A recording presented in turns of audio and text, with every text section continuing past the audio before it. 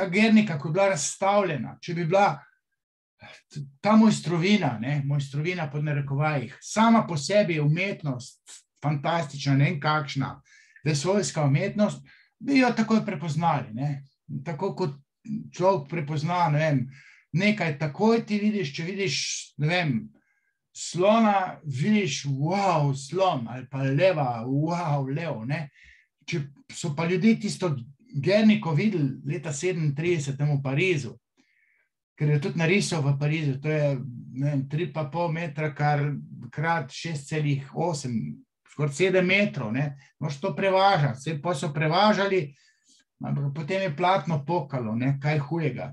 Skratka, prvi obiskovalci te razstave so hodili mimo, kot da bi bil to zid. So jo pogledali za par sekund in šli naprej. Nihče ni tam padal v žvaniment.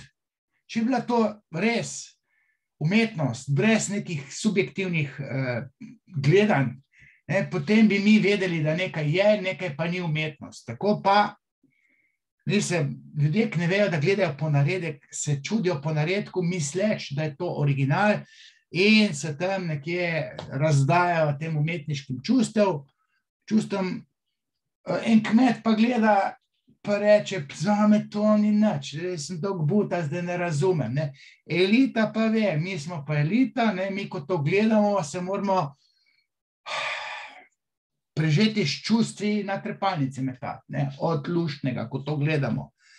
Umetnost likovna je en velik natek, sodobna, moderna kvazi. Ne govorimo o srednjem veku, namreč fotoaparat je zjebal likovno umetnost do konca. Ko ni bilo fotoaparata, so ljudje želeli svoje spomine ohraniti utrinke, recimo na mladost, in se jo potem portretiralo. Zdaj jaz se ukvarjam s